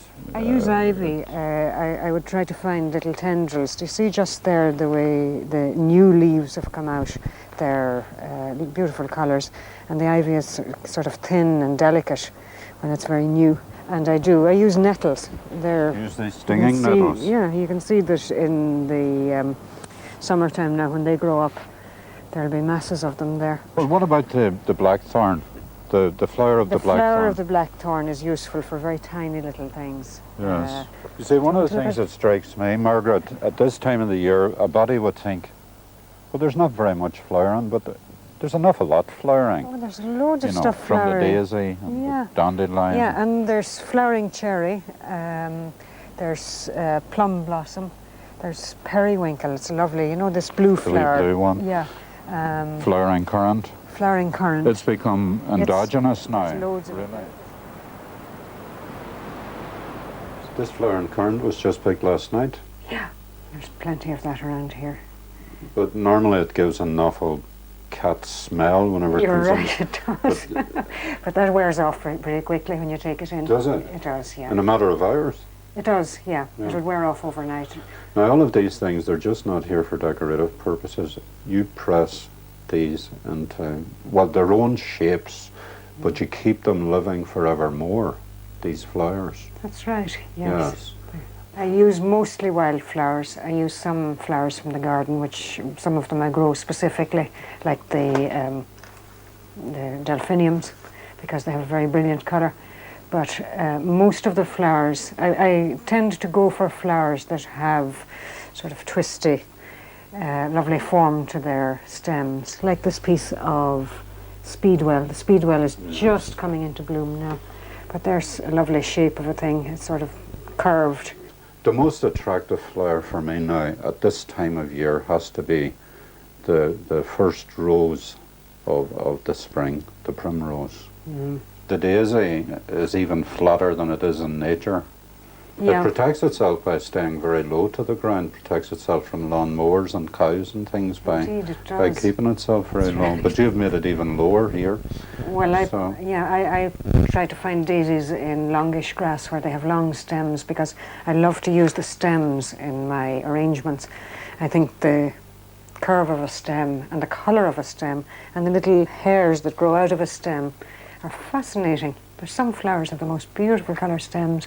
These are the fellows I'm a bit frightened of now. because I would expect maybe to get an itchy nose and itchy eyes and All right. maybe start sneezing very shortly. Well, anybody- Because one of the hazards of the flower presser or dryer would be exposure to the pollen and hay fever. So anybody with hay fever's in trouble if they tried this game. Anybody with hay fever wouldn't want to go near it. Look at this bog myrtle. Look at the pollen that came off that. It's even at this time of the year, it's covered with pollen. This is a very old-fashioned practice. Yes, Sure, isn't it? I sometimes think that I'm like an Edwardian lady. That this really is idyllic, out picking flowers in the sunny morning, and in the winter time working here in the kitchen. It's an art, and it's a hobby, it's a pastime, and it's a great way of really finding out what plants are like. Yeah, you learn a lot about plants.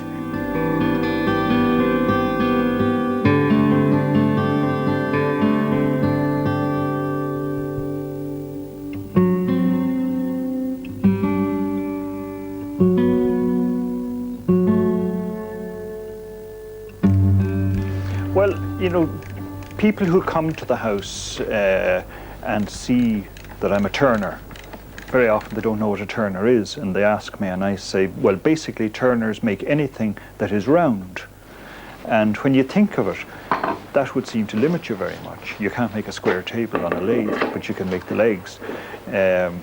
But I'm always amazed at how far the frontiers are being pushed back for me, because I've now had to make everything from a set of bushes for a disc harrow, the bearing for the agitator in a slurry pump, right up to the other end where I would have made items of church furniture.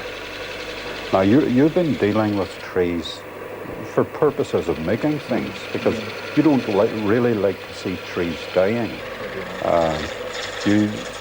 Whenever the trees get old or spalted or prone to disease, then you begin to help them to take another form of life. Yeah, well, I'm very fortunate. I don't like to cut trees, as you say. I feel that trees are very beautiful objects. They take a long time to grow. They can be brought down in seconds with a chainsaw. It's so easy to destroy them. But I'm fortunate in that I suppose I've become a little bit known in the locality, and when friends and neighbours have a tree which is blown down or which has to come down for some reason, maybe a building going up or something like that, they think of me. And that's where most of my timber comes from. But it is amazing when you actually start to cut them up for use, how often you find that those old trees are rotting away inside. And you can see why the storm brought them down. And I think it's lovely when a tree has reached the end of its natural life as a tree, that you can make the timber into something which will go on and be useful for another 20, 30, 40 years. We have to get blocks out of trees as well. I mean, we have to burn trees as well. Well, I don't know that we have to burn the deciduous trees. Right. You know, this country is very short of trees generally. I mean, we have a very small percentage of the country covered with forest. But almost all the new planting has been of softwoods, the conifers. And that isn't a lot of use for my work, certainly, because in this country our climate is so easy that those conifers grow at a tremendous rate. And the timber tends to be very loose and fibrous, so that you can't get a good finish on it. And as I see it, it makes ideal firewood. I'd be delighted if people burn timber all the time. It's a renewable source of fuel, but I wish they'd burn the softwoods. You see the older trees, I mean, they are creatures. Birds have nested in them for a long time. They've stood beside houses getting built. They've looked down on smaller bushes and all those kinds of things.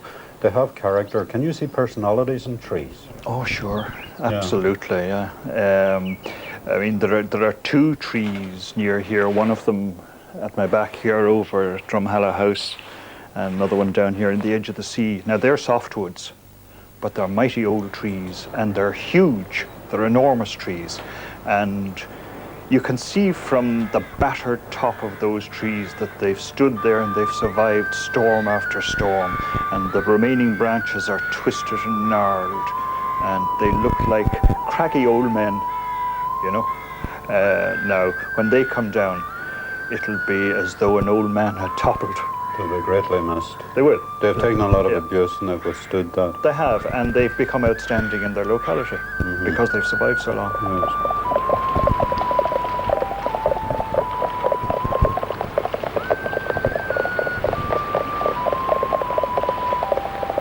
Arthur, this is a terrific sight to see ponies and silkies on Rathmullen Beach. You can see that any time you want to come to Rathmullen. I didn't know that. Oh, that happens regular here. Well, what is so special about Rathmullen Beach now that's attracting Well, it's just a bit of a crack. There's no money or no trophies running for it. But we go away to the old-time drives and the north, all over the north. Ballymoney and Kilray and all around there, and Garba. We get trophies there. Is there anything special about the ponies now I mean, do they need to have certain qualities for this kind of activity? Oh, well, you have a square trotter and you have a pacer. There's only one pacer there today. Now, you would need to explain that. Well, the pacer, the hind legs are out wide, and the two legs are going on the one side at the one time. I see. Oh, I see. Yeah. And the square trotter, she's using them separately? Yeah. What would you look for now, Arthur, in a pony? Well, it's very hard to get the right horse. You'll get plenty of horses, but there's no speed on them. It's only a very odd horse there's speed on. They need to be bred like for speed. So the matter's taken quite seriously then? It's not just good fun. Oh, there's good money in it too if you had the right money stuff. in it. But we're not advanced enough for that.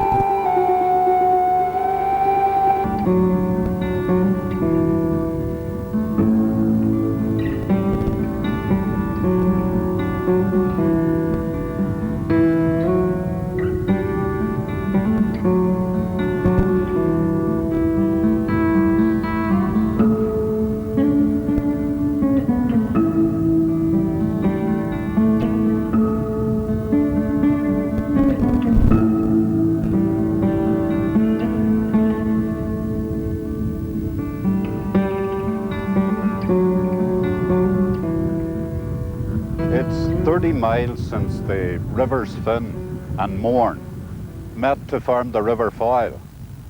And here at Inishowen Head is where the Foyle finally meets the Northern Atlantic. Now, Inishowen Head itself is one of the attractive places of northern Donegal. One of its great attractions is this sheer cliff face, hundreds of feet of it, plunging down to the sea. But it's very attractive for seabirds as well. Lots of seabirds come here, especially fulmars. But you get blackback gulls and other seabirds here as well. It also entices the peregrine falcon and ravens.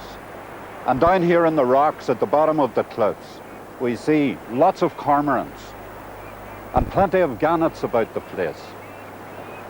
Now, these waters themselves are very dangerous, but they're very rich in shellfish and in finfish. At the moment, dotted about the seascape here, we see lots of fishing boats. These are the men out after salmon. And whenever that short season ends, at the end of July, we will find these same fishermen in finding their way skillfully about the dangerous rocks in these coves, looking for lobsters. These fishermen are doing what their forebears did, what generations of their families have been doing here along this part of the Foyle for an awful long time.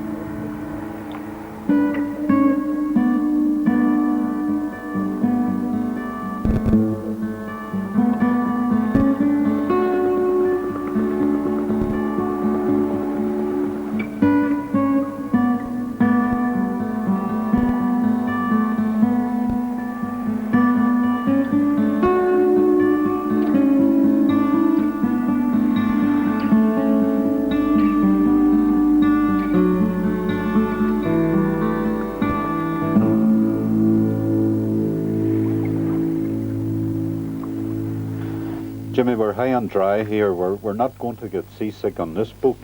No, no way. We're 7 up here.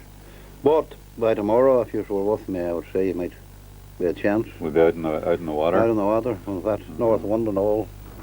What about the run of fish then over the past few years? Have they been good? They're not really good. No, they're not good. In fact, the salmon seems to be going back now for quite a while. You see, this seal business as well. You're blaming the seal as well? Oh, God save us, the seal is really a fortune. I mean, we reckon for every, say you got a dozen of salmon, well, he would have a dozen and a half, or maybe 2 dozen out of the net, like. But the seals were always taking salmon. But not to the same extent that they are now. Well, what does that mean? Everybody tells me that, but I don't know what that means. Well, is it because there are more seals? There's far more seals. There's no culls now, you see, at all. There used to be culls of these seals. And of course, no, they're not annoyed now. And they're coming over from Scotland, you see, to our side. That's where they're actually coming from. That's grey seal. But, now, having said that, if there's plenty of salmon, I suppose we wouldn't notice them as much. But that's the way they clean you up. They're actually, I've seen us going out and they're steaming about waiting for to shoot your net, you know, at the right time of tide, and the boys steaming about round the boat. As much as to say, we're waiting. We're waiting. Why not get this net out? I hear they don't only take the fish out of your net, they chase them into them nets as well to catch them. There's a lot of men reckon that they do chase them in. That's a bit far-fetched, surely. Not really. Not really. It's not about slow the same boy, you know, season. You fish the lobster as well, of course, don't you? Aye, well, I did up to a few others. Lobsters used to be great. But at that time, there were only 2 or 3 boats around this area, you know. Now everybody's at it.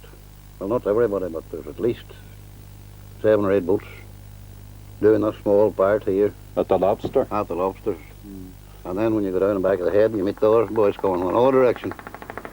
Which 2 or 3 boats used to have the whole run from Greencastle right on round down to what they call a Dutchman. That was all free. Virgin soil of the bush, virgin water. Yeah. I remember myself and a fellow Hughie Farn, have rest the man is dead. I remember down at the Dutchman, I left at the port one day, and there were 7 lobsters in the one pot now. One of them dead, all right, killed by the other ones. They're cannibals, these things. But that was, you wouldn't get that nowadays, like, no way. Wonder why that is. There's just too much fishing, too much. You don't think that the lobster populations, you know, declined as well? I really think that will not decline now, unless some pollution or something like that will do the harm, you know. Because they're in the seaweed, and unless you land a pod right down beside where he is, he'll not bother with the bait on the pod because he's getting his food out of the water anyway, plankton, sucking it into him. So I don't see that he would go, everything else is practically gone. Mussels is wiped out, oysters is wiped out, and whelks now they're at that. The whelks out in this river here. Whether they'll ever be developed into a good business or not, I don't know. And then there's velvet crabs, a new thing, reasonably new there last year, started up. And there's good money for that too, it seems. Are you going to keep fishing then? I wouldn't say I'll be at it too long. No, I'll soon pack it in. There's a certain stage, a certain time when you just back it up and that's that. Is it rheumatism that makes you do that, or what is it? It does. I would say you just slow up, put it that way.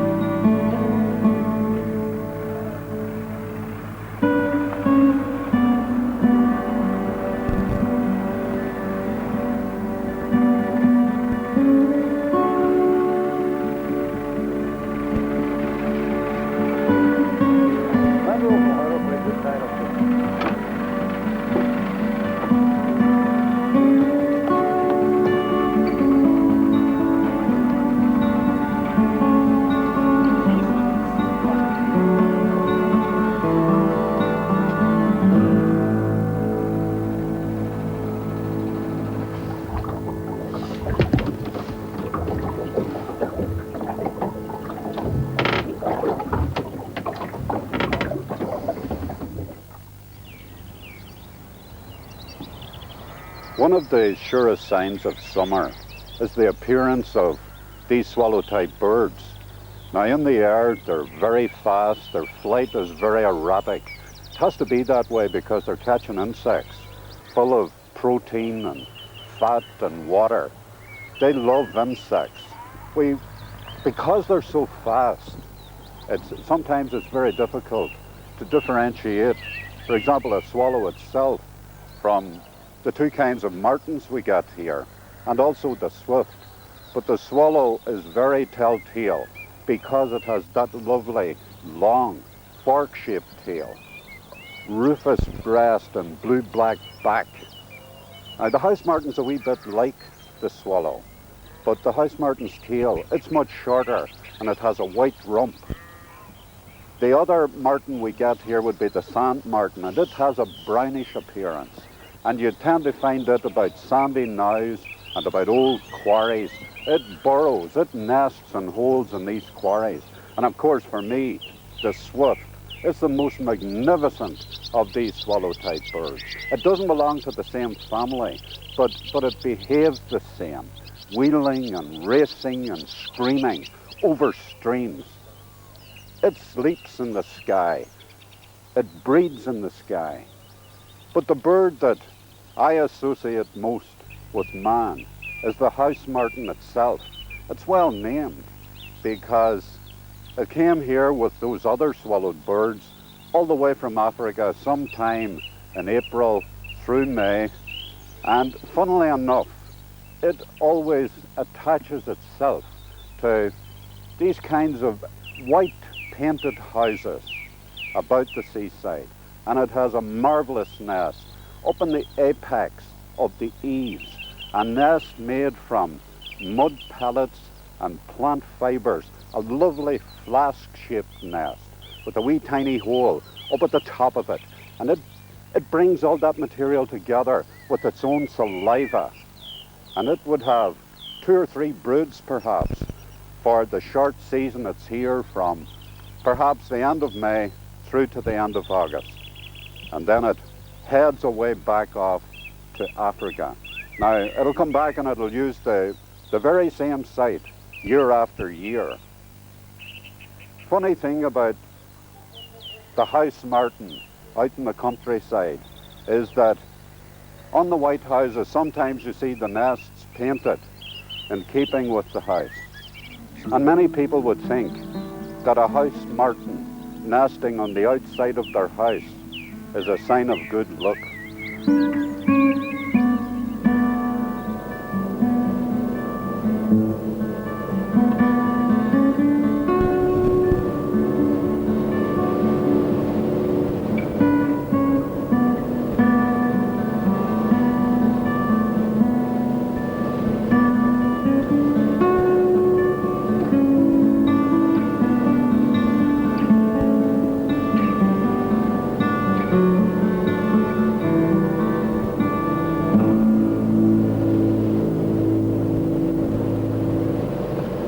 Con, this is a very attractive job. A pilot on the Foyle.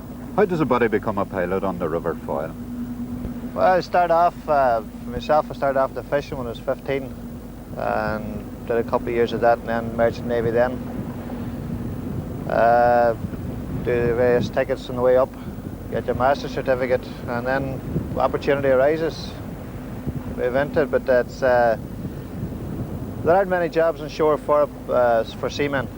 Those didn't do any harm. Your great-great-grandfather being a pilot? Oh, I'd like to think it helped somewhere along the line, all right. You're a fourth-generation pilot. That's right, or something. yeah. Father, grandfather, great-grandfather, so on, yeah. Got to count for something. So, how dangerous is the River Foyle in terms of those kinds of impediments now that well, might... the potential for grounding is high. It's quite narrow, shallow in parts. There are risks. We're not very far away from the Atlantic Ocean itself. No. Step out there, you're into it. At the mouth of the Foyle here now, at any shown head, you have the lighthouse on your right there, or starboard we should say, I suppose.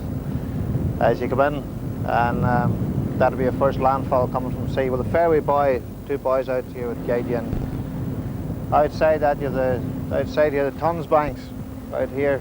You can't see them bracken now, but they would be a treacherous part to go on. The Tons Bank? The Tons Bank. Many years ago, a ship called the Nokomis, belonging to McCorkle's in Derry, headed out here and turned back because of weather, anchored here, and she lay for a day or so waiting for a tug to come down from Derry for her. Broke anchor and went across the banks here and right across. All hands were lost on her. That's that. Finished up, pieced her up with Port Stewart or over that way. All hands was lost.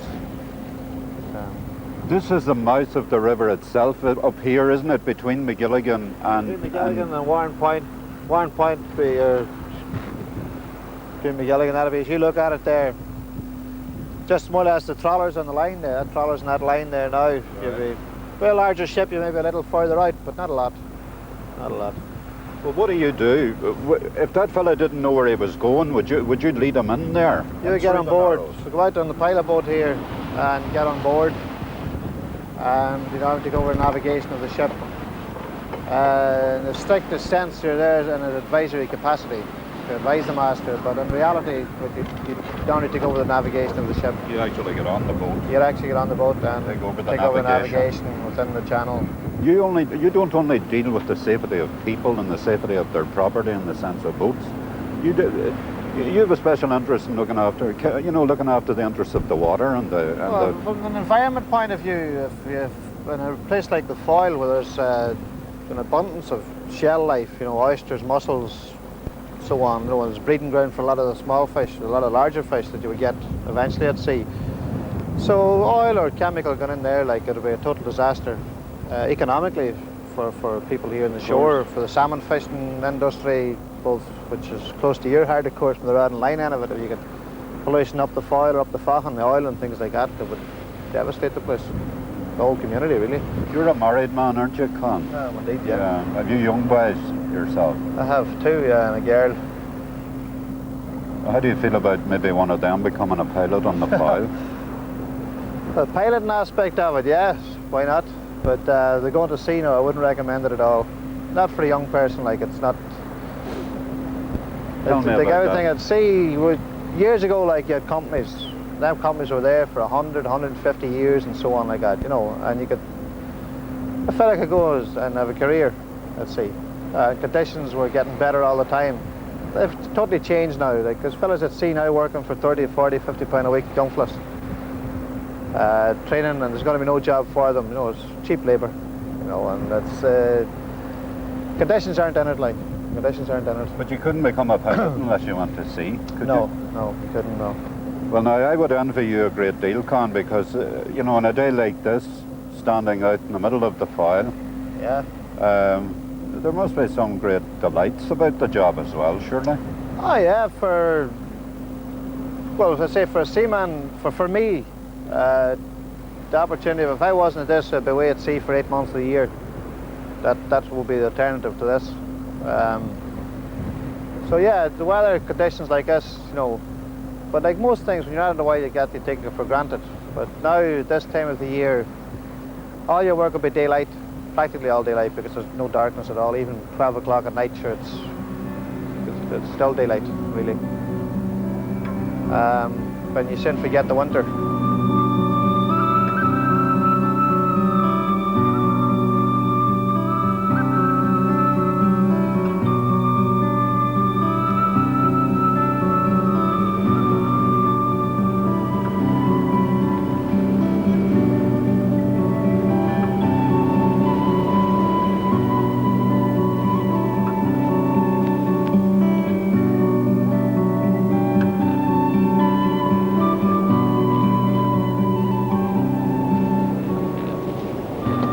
I'm looking at a pair of ravens.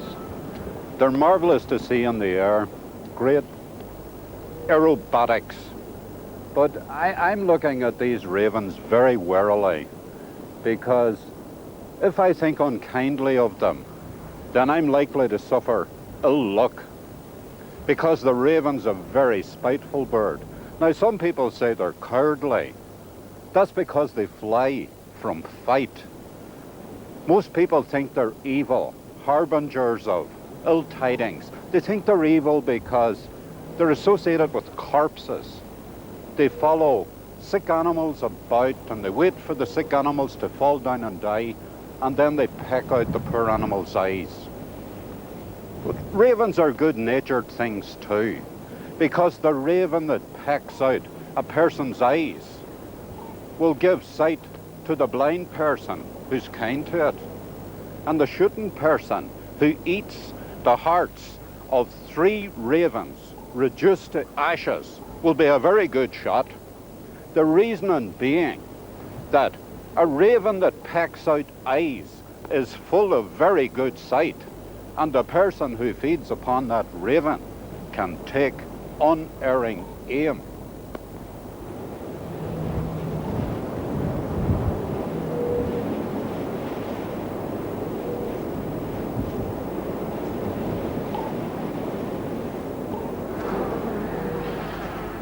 All right, that's a cold enough morning now for the bees, wouldn't it be? It is, but nothing to do too much harm. No, but if I went near the box, they would be likely to sting me. Aye, they would. There would be a better day now. If the sun was shining, the bees wouldn't pay any attention to neither you nor me. They would be going about their own work, not interfering with us. No, they wouldn't pay any attention any more than if we were passers-by.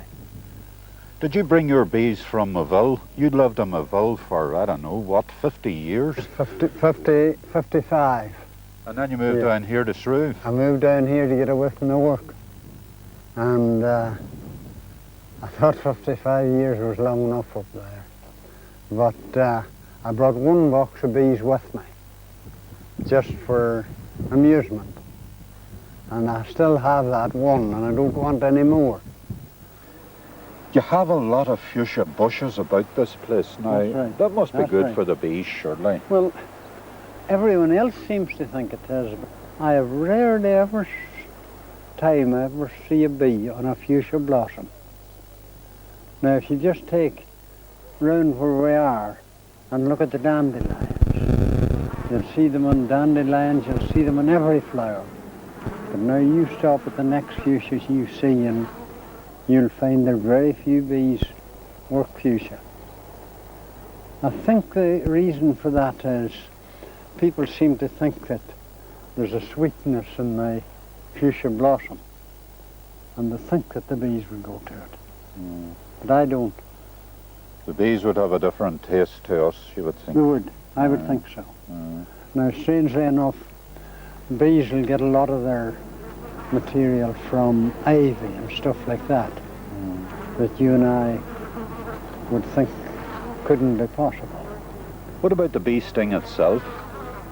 Some people told me, you know, a bee sting could kill you all right, but a bee sting could do you good too. That's it's good right. for your rheumatism That's and right. things. That's right, it gets that name. Aye. I don't get very many stings for, generally when I go to work at them I go prepared. And I think that's wise to do. But I do get an occasional one, you know, but it doesn't seem to affect very much. If you get it on the hands or the leg of that, and you rub the hand will swell up. But if you just ignore it and don't touch it, take the sting out, and you can slide the sting out, without breaking it off. There's a wee bag with the sting, and if you catch it in your finger and thumb, you only inject the poison in. Yes. But if you can slide it off, Better just sliding it off. and don't rub it, don't touch it, 2 or 3 minutes and it's gone. But if a bee stung let's say my wrist was a bit rheumatic or a wee touch of arthritis or something on my wrist, and a bee stung me on the wrist, would that help my arthritis? A lot of people seem to think it would. And I have seen people trying to get stung. Have you? I have, aye. Actually trying to get stung? I actually go into the bee box to try to get stung for that purpose. But now, I'm glad to say I have no arthritis or any trouble of that nature, so I try to avoid the stings. Well, what would you say to people who would go and stick their arm out to get it stung? You would say, well, I mean, that seems an idiotic thing to do. It does right enough, but I suppose if they think that it'll help them, it will help them better. Harry, you grew up in Shure, and then you worked as a man in Moville, and now you've moved here to Shrove for your retirement. That's right. There must be something mighty attractive about the Foyle for you now. Well, I think when you spend your lifetime looking out at the water, for to leave and go inland would be very, very different. And besides, I think you couldn't ask for a better place.